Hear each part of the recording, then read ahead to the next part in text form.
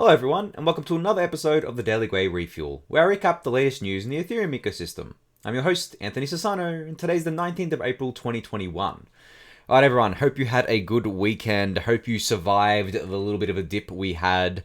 Obviously ETH fell from about $25.50 to $2,000 in a matter of, I think it was maybe 24 hours, for the whole dip to kind of go through, but we've kind of bounced back up, and I think we're up to about $22.50 at time of recording here. So I hope none of you kind of got liquidated. I saw there was like $10 billion worth of liquidations over 4 hours, so obviously a lot of people losing money there, but that's the game you play when you play with leverage and you're a trader. But anyway, I think, people were looking for a reason as to why we dipped so suddenly, and there were people pointing to different things, and one of the things that people pointed to was this kind of tweet from this account called FX Hedge, where they basically said US Treasury to charge several financial institutions for money laundering using cryptocurrencies, and then they just put sources here. They didn't say what source it was or anything. It's just this random Twitter account. They disabled replies, and everyone was obviously quote tweeting here.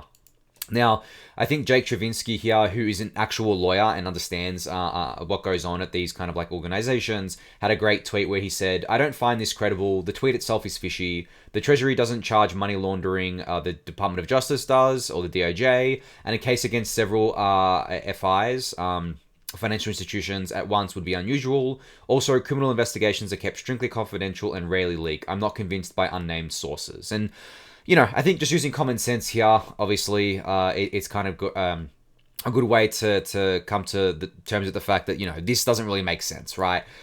This random Twitter account that didn't even follow this up, I don't think, kind of like put this out there, and people are saying, well, this is the reason why we dumped, because there was some FUD, and, people got scared, and the market got shaky, and then we kind of dumped off there.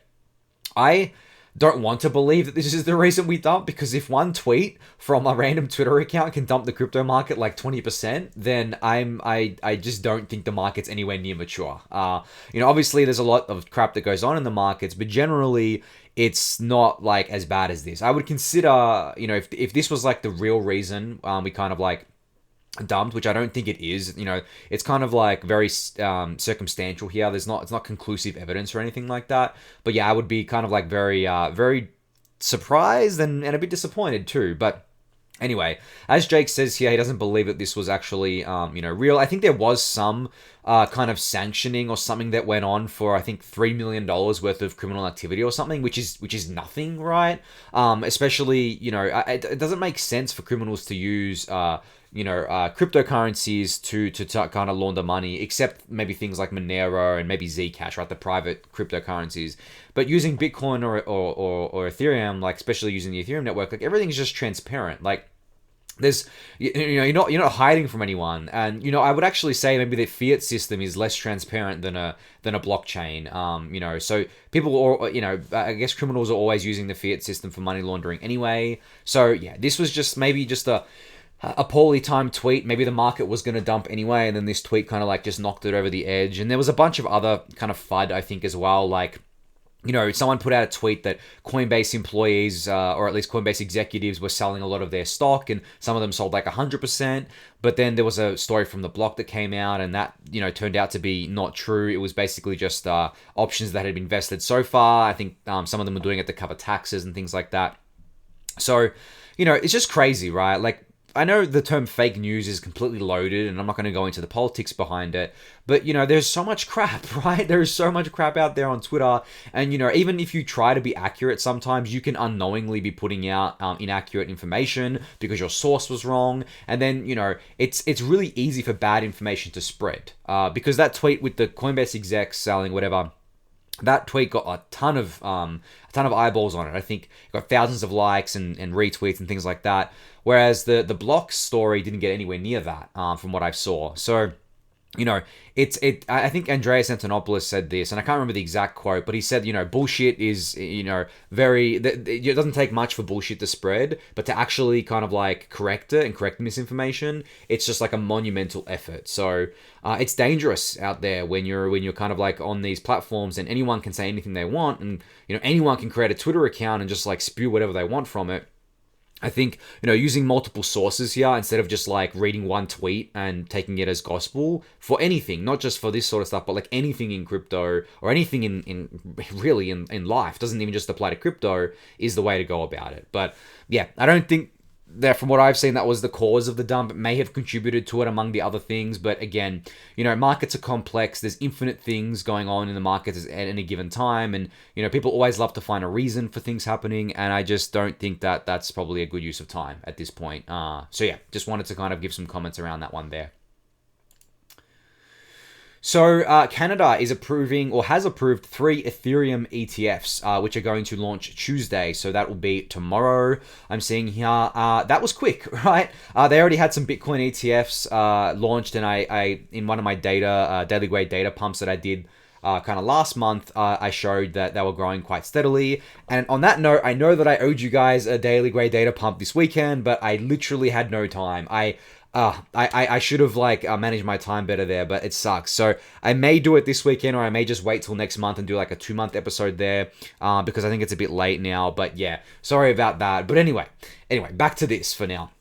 So this is really cool. I mean, Canada is moving a lot faster than the US here. Is obviously. I think the US needs to move like really quickly now. There is, I think last time I checked, like 10 BTC ETF applications, and the thing is that the US has waited so long now that they have to approve all of these at once. They can't pick favorites, because could you imagine like there's like 10 really high quality applicants, some of them including like Grayscale and Fidelity and a bunch of other financial institutions. The SEC can't be seen to be picking sides or taking favorites here. So they're going to have to approve them all at once. Now, I think that's fine. I think that's good, but they've put themselves into this position now where they could have approved it a long time ago. One of the prerequisites is to have CME futures, and that's been live for Bitcoin since the end of 2017. So the fact that they've waited so long until 2021 is quite ridiculous. So I'm glad to see Canada kind of moving here. 3 Ethereum ETFs all going live on Tuesday. It's going to be wild to see what kind of inflows happen here, right? Because the Bitcoin one had a bunch of inflows into it, and I think this can definitely be very positive for Ethereum, Ethereum's narrative within the institutional space, of course. So it's going to be really wild to see how many people kind of buy into that, and how many people have been waiting for products like this, and what effect it has on the price as well. So yeah, definitely going to be monitoring that, and I'm sure I'll talk about it on the refuel when these things go live.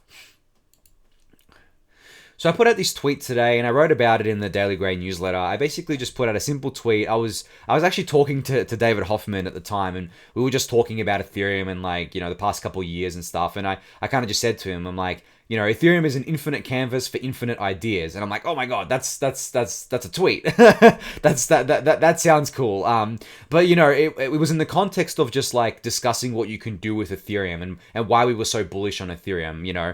Yes, we were talking about how bullish we were about Ethereum. But anyway, what I meant by this is essentially, if you think about Ethereum, right, and think about like the network and think about what you can do on it, even though it has all these limitations, like obviously scalability limitations, which lead to high costs and all that sort of stuff, it doesn't matter. You can still build whatever you want. There is no one stopping you. There is no central party telling you what you can and can't build. No one's going to shut down your app if you build it. Maybe there's a bug in it and maybe you get kind of hacked or something. But other than that, nothing's going to kind of stop you from being able to build on Ethereum. And and then the canvas is infinite here. And I described this in the newsletter today, where I said that the canvas is infinite, but we have like an observable canvas. You know how in the universe we have like the observable universe, and the universe is infinite because it's always expanding. And then as time goes on, we can observe kind of like more of the universe sort of thing. That's kind of like the same with Ethereum. As we progress through Ethereum's kind of life, and Ethereum gets different upgrades, we kind of have like a better kind of observable canvas here, where the canvas is infinite, but like as we unlock upgrades like layer 2, we get to see more of the canvas, right? We can build on more of the canvas. We can develop more. We can kind of like get more apps out there, so to speak. So there's that aspect to it. And then I talk about like infinite ideas, and really you can literally come up with anything you want, as long as you can kind of like code it up. You can deploy it to Ethereum. No one's going to stop you. Yes, it may be expensive, but no one's gonna stop you there. So and then I actually touched on like the term world computer in the newsletter today, and how I think that it actually still describes Ethereum quite well. I think no one uses the term to describe Ethereum, but it makes sense. It is a network run by thousands of nodes that are run like on computers, right, around the world. So it is a world computer. It executes code, arbitrary code that people deploy. It's just not very scalable, and that's fine. I don't think that it matters if it's scalable or not. Like early PCs weren't quote unquote scalable either. They were slow. They couldn't do much. They were single threaded like the EVM is, where they basically weren't able to kind of process things in parallel. So things were very slow. But that was still a computer. So why is Ethereum not a world computer just because it's slow? Like I don't really buy that at the end of the day. Though I think calling Ethereum a world computer misses a lot of what Ethereum is and can be. I call it the Infinity Network in today's newsletter. Again, these are just terms to describe the thing. I think the fact that we can't describe Ethereum in just one term is incredibly bullish, because Ethereum has infinite canvas for infinite ideas. You can do whatever you want, and that means you don't have to bucket yourselves or define yourselves. Builders don't have to define themselves by just one or two things. So yeah, from that point of view, I kind of think it's really cool that you can build anything you want on this sort of stuff, and you have all this design space to do so. And then you have like more of this observable canvas coming into light once we deploy things like layer 2, even things like 1559, different EIPs and stuff like that. So yeah, anyway, I wrote more in the newsletter. You can go check it out there if you want to learn more about that one. So Uri from StarkWare here put out an interesting kind of like tweet here with some metrics about dYdX and how dYdX fared during the dip over the weekend. So dYdX's StarkX powered exchange had 1,000 liquidations in less than 1 hour over the weekend when prices dropped very hard. Each liquidation was executed at 6,000 gas on layer 2 compared to 280,000 gas on layer 1. That's claiming 0.5% versus 10% of total ETH gas budget during a crucial hour, which is a big deal. Now, this is a huge deal, and I'm going to explain more about how gas works on Ethereum because I had someone message me today asking me to explain something to them, but I'll get to that at the end here. But anyway, you can see the massive reduction here, right? These liquidations only cost 6,000 gas on layer 2, whereas on mainnet they would cost 280,000 gas, which is a huge amount, and 10% of the total gas available per block, which is absolutely massive, right? And this is just for one liquidation, right? And there was like 1,000 of them within an hour. So if you work out how many Ethereum blocks come out in an hour, it's roughly, for every 15 seconds, it's roughly 240 Ethereum blocks, right? So yes, there's a lot of gas there, but it's expensive, right, at the end of the day. So yeah, I just like these metrics that came out of here. And there was some other stuff about, a lot of traders on dYdX basically were very happy with the performance during the dip, because usually these things are only battle tested once there's like a dip or a crash or something like some extreme volatility. So great to see that StarkWare's tech powering dYdX here fared quite well during the weekend slump there. So Chris Burniske put out a great tweet here where he basically said, DeFi helps ETH tell its story to the financial masses, and NFTs help ETH tell its story to the cultural masses. Now, this is, this is very succinctly put. Like, I think this is a perfect way to put exactly what the various use cases on Ethereum do. DeFi obviously is the financial aspect of Ethereum, right? And at the heart of DeFi, you have ETH, the asset, which powers most of DeFi. So DeFi essentially helps the ETH asset story get told. The asset of ultrasound money, the asset of being used as triple point asset, trustless collateral, staking in kind of ETH2 and things like that, and being used as kind of like this economic bandwidth. Now, NFTs help ETH tell its story to the cultural masses. So obviously ETH is being used as money within NFTs, but if we expand ETH to mean the Ethereum network as well, it basically, if you look at a lot of the NFTs out there, they have a lot of Ethereum culture embedded into it, right? CryptoPunks, for example, is the perfect example here where it has a lot of Ethereum culture baked into it, like Radical Experiment, from 2017 that people thought was really cool at the time, but no one really valued it. And then over time, there's cultural significance to it. Some people think that different kind of punks that were claimed from their contract but never moved are more valuable than others.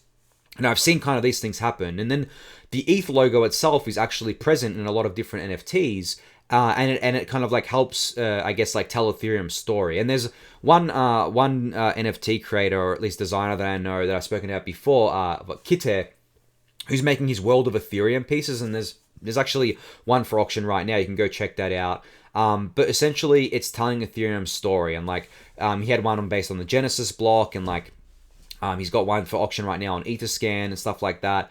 And, you know, that NFT kind of like, I guess, digital art and, you know, just art in general and you know, kind of collectibles just tells that Ethereum story there. So, yeah, great tweet here from Chris. I think it was very, very well put here.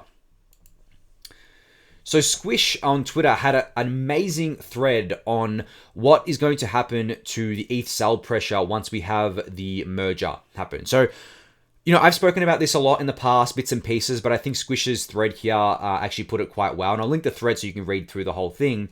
But essentially, I wanted to focus on what he said in this first tweet, where they said, post-merge, ETH sell pressure will drop 90%. For BTC sell pressure to reduce this much, it takes 3 halving events, which is 12 years, right? Because every 4 years is one. So that's 12 years for BTC to reach this.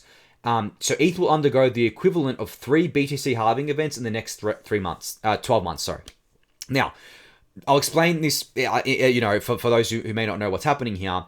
In ETH1 today, right, with the proof of work network, we are currently paying each year 4.5% new ETH, so new ETH issuance to miners to secure the network, which roughly works out to an additional, I don't know, like 6 million ETH or something.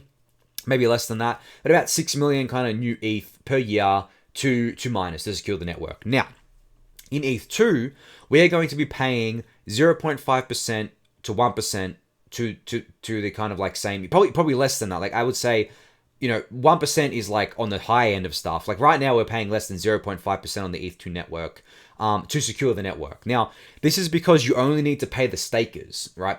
So if 4 million ETH is staked, which it is right now, you only need to pay that 4 million ETH in kind of like staking awards. So the staking awards right now are 7%. So 7% on that 4 million ETH. But if you expand that out to the total ETH supply, it works out to, I think, 0.3% right now. So that's how you get it down, and that's how it's reduced a lot, because you don't need to pay as much for security. And Justin Drake spoke, you know, at length about this on his podcast with Bankless. So definitely go check that out. And then, you know, obviously once you add in EIP 1559's fee burn here, which Justin Drake actually put out some good stuff here I'm going to talk about in a sec. This is what people mean by making ETH supply net deflationary, where it actually goes negative, right? Instead of issuing 0.3%, we're burning more than we're issuing, and we would go to negative, you know, negative percent, like whatever it is. Right now, it'd be negative 2%. Based on some of Justin Drake's calculations, which is actually a perfect segue into what he's been doing. He's been putting together Google kind of like sheets here on the net annual buy pressure of POS and proof of stake in 1559. He's been kind of like putting together some things here, making some assumptions, and has a great spreadsheet here. And I'll link this in the YouTube description for you to check out. And then he also put together just before this kind of thing about the staking awards and how they'll be affected when the merge happens because of the fees. You know, not all the fees are burned. Some of the fees still go to miners and then stakers. And I think that's something that people are missing, because by Justin's calculations here, he expects 25% staking APR immediately after the merge, which means it's currently 7%. Add on the fees, right? 25%. That's huge on your ETH, right? Staking it. So, which means, you know, more rewards, more ETH is going to be staked, and more economic security. So, you know, we could see 20 million ETH staked quite quickly after this merge goes through, and people realize that they can get a really nice return on their ETH just by staking it. And that's a huge amount of the ETH supply. That's like 15% or something of the total ETH supply, just like locked in staking, earning these kind of things. And stakers also, because they're earning these rewards and they're not having to run like, you know, mining machines or use lots of electricity, their running costs are quite low. Their OPEX or their operational expenditure. So because of that, they're just going to take that ETH and like hold it most of the time and restake it and like just compound it from there. So we're going to have like this thing where, even though we will have enough fee burn probably to go negative issuance. We'll even go further than that, because if you only count the issuance as like what's circulating, we'll even have less than that, because like even the new issuance that's being issued at 0.3%, actually, if it goes to 20 million ETH, it'll probably be closer to like, I think maybe 1%, not 1% exactly, but 0.8%. But anyway, a lot of that will just be restaked, right, in these kind of in ETH2 in staking, which takes it out of circulation anyway. So yeah, once people really understand this, I think that they really get the bull case for ETH here. But it takes a little bit of time to kind of like come to terms with the fact that this is going to happen, and this is the implications of it as well. And on the staking note as well, Coinbase here announced that their ETH2 staking has begun. So they've started allowing customers off the waitlist to earn 6% on their ETH. I haven't gotten an invite yet here. I just signed up as like curiosity. I don't plan to actually stake through Coinbase. Obviously, I'm doing it all on my own. My trusty staking box here is keeping my validators alive. But I don't think that's a bad thing that people are staking through Coinbase, especially people who don't have 32 ETH. Obviously, I'm going to push people towards more decentralized solutions like Rocket Pool. And there's a bunch of other solutions out there, but I think most of them right now are centralized because of the fact that there's only a one-way bridge right now with ETH1 to ETH2. But people who have maybe 1 or 2 ETH and still want to stake can do so through exchanges. And exchanges do make it incredibly easy. I mean, I've written a newsletter about this before where I encourage people to stake on their own. I really discourage people from using exchanges to stake if they can stake on their own. It doesn't take much to get set up. You can do it like, if you've got some hardware, you can do it like relatively quickly. There's plenty of guides out there. Bankless has some guides. Summer ESAT, if you just Google his name, he'll come up with plenty of guides there. So yeah, from that perspective, if you do have the ability to stake on your own, I would highly recommend it rather than going through exchanges. But I don't blame you for going through exchanges if maybe you're a smaller ETH holder, whatever. Not everyone got to buy ETH at $100, right? Because if you think about it, the 32 ETH minimum was only $3,200 back, even just a year ago, right? And and now you kind of like look at what it is now.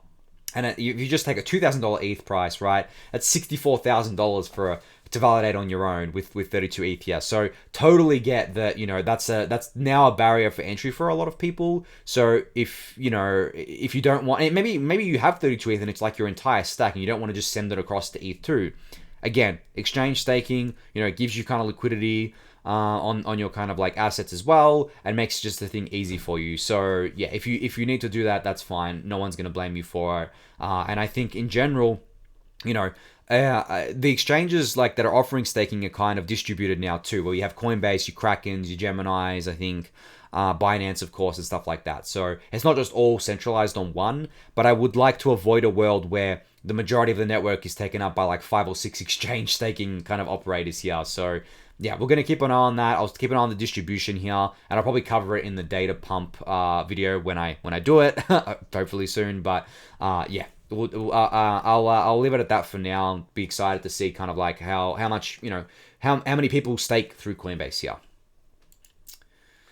So I wanted to mention this just because, disclosure here, I'm an advisor to both of these projects, Polygon and mStable here.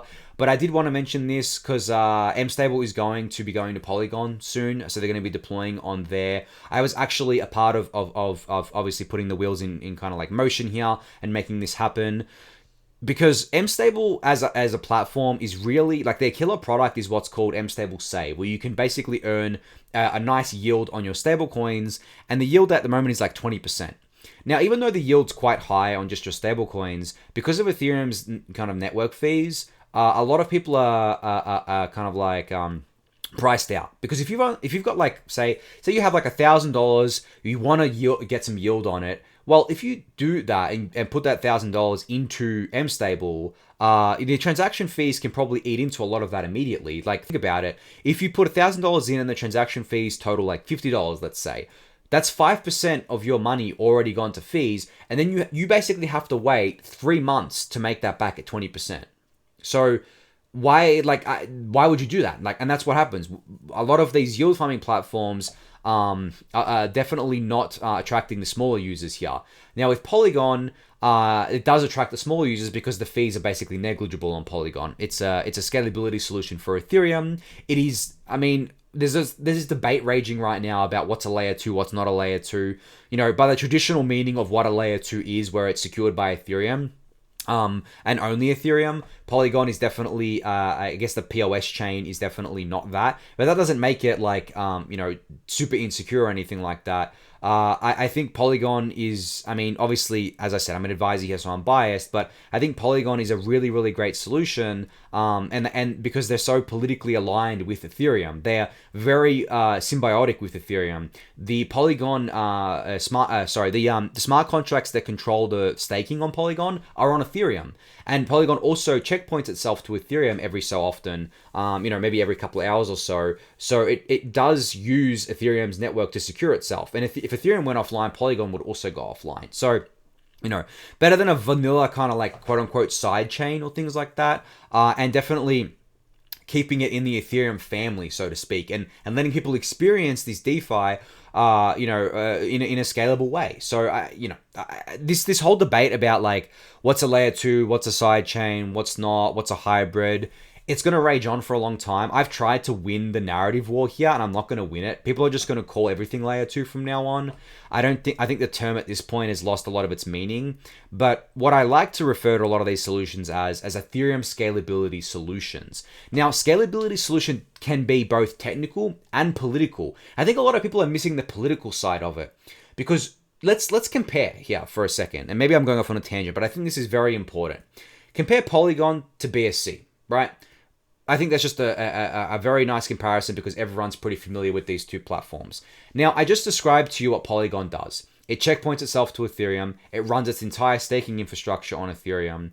And the team and like their entire ecosystem are very politically aligned with Ethereum. I know that for a fact because I know the team. I work with them. I know how much of like an ETH maxis they are. They absolutely love Ethereum. They love ETH. They stack it all the time. I have zero doubt about their political kind of like affiliations with Ethereum and their beliefs for this system. Now let's take BSC, right? Same kind of scalability you probably get, right? You have like these cheap fees and everything and whatever. Now look at the actions of the people behind BSC. Look at what CZ does on Twitter. He'll go on and talk about BNB flipping ETH. He'll say that Ethereum is only for rich people and who cares about using Ethereum? Come use BSC. He will not support Ethereum layer 2 solutions. He will obviously support BSC. He would have, you know, he should have already done like a bridge. He's not even, I mean, Binance isn't even doing a bridge into Polygon, for example. And you know, originally Polygon was Matic, and Matic actually did their raise through Binance on the through an IEO, and I'm pretty sure Binance is also an investor in them. So when you kind of look at that and look at the political affiliations, you can see here what is good and what isn't. Because Polygon is not only politically kind of like aligned, but they're also using Ethereum block space, which means they're also using ETH and paying ETH to the network. And once 1559 is in, Polygon will be contributing to ETH burn by using the Ethereum network. They're also and Polygon isn't just going to be a POS chain, they're also building layer 2 solutions as well. So from that point of view, I am all for supporting these kind of teams that have Ethereum's values at heart. And just because they're not what some people consider like a true layer 2, and maybe it's people like to call it a sidechain or whatever, I don't think that matters as much as people think it does. And my problem with BSC was one that it's incredibly centralized, right? I mean, the Polygon POS chain has hundreds of validators, hundreds of stakers with slashing and all that good stuff. BSC doesn't. It has 21 nodes that are all controlled by Binance. Like it's very obvious. But then on top of that, you know, my problem was also the political kind of stuff that was going on. And, you know, when a community is attacked by another community, they're not just going to sit there and take it, because if you sit there and take it, you lose. That's why you kind of like fight back there. So for me, Polygon is a way, or at least the Polygon POS chain is a way, it does a lot of things, but one main thing it does is it kind of like can stop projects from going to BSC, because projects obviously want scalability now. Well, why not go to Polygon, right? Why not go to the Ethereum aligned and affiliated platform rather than the leech and the parasite on BSC? So yeah, anyway, I'll kind of leave it at that, because I know I'm going off on a tangent. And I do want to do a standalone video on this, and I'm not just shilling it because obviously I'm an advisor or whatever. I fully disclose that. I'm an advisor because I think the project is awesome, and I think the people are awesome, and I want to help them kind of succeed here. I'm not, I didn't join as an advisor just to shield them. So yeah, anyway, I'll leave it at that for now. I'll move on to the next thing here, which I think is really interesting as well, which is Etherscan adding a new feature in that can illuminate the MEV extraction going on. Now, I've explained to you guys last week on one of last week's refuel about flashbots and all the stuff going on there and the stuff with NMEV. So I'm not going to recap that today. But what Etherscan did is that they've added a nice little feature here, as you can see in the top left of this picture, where on different transactions, they'll actually tell you if it was a private transaction that bypassed the Ethereum mempool, which most likely it used flashbots to go directly to miners, which I think is really, really cool, right? I think it's cool to know and see this and study it and see kind of like, get an idea of what percentage of transactions are now going through these, flashbots or what's called dark pools instead of the Ethereum mempool.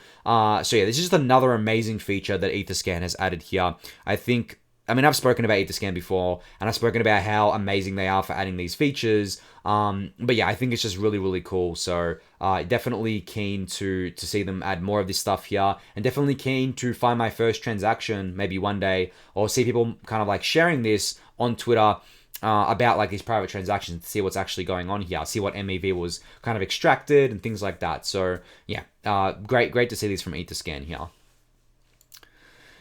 All right, the last thing to talk about was a question that came in from a fan, and they basically asked, hey, can you explain what this means on the refuel? And this was something that Vitalik commented on Reddit, and this was about one of the EIPs that went into Berlin. So I'll kind of like read it out here because I know that my camera is blocking off the picture. So essentially, Vitalik said, EIP 2929 makes a few opcodes cost more gas.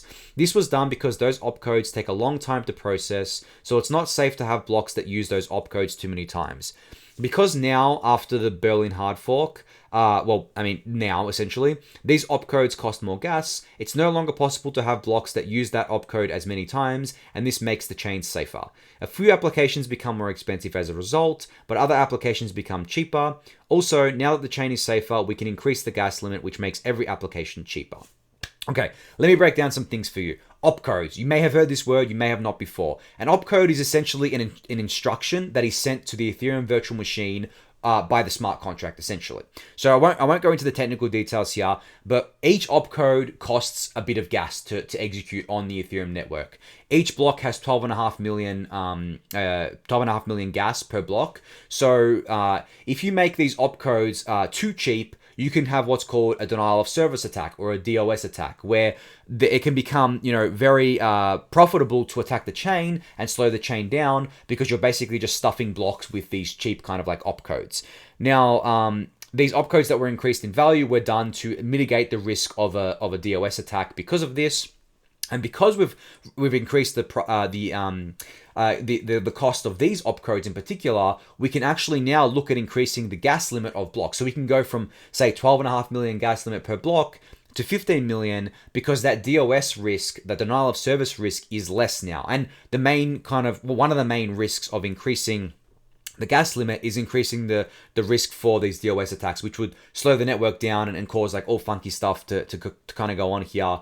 And if, in the worst case, it could actually cause nodes to kind of go offline. And if you Googled the 2016 Shanghai DOS attacks, you'll actually see that this happened, where the parity client, or was it the Geth client? One of them, I can't remember exactly. I think maybe it was the Geth client, was DOS attacked, and then those nodes went offline. But the parity client was still around, so the network continued on. But obviously these things are really bad. Like, we don't want any of the nodes to go offline through these kinds of attacks. So from that perspective, that's why these opcodes were kind of increased in gas costs, and that's why we can now safely increase the gas limit a bit, which should explain essentially what Vitalik means here. I hope that does explain it for the person who asked me to kind of go over this.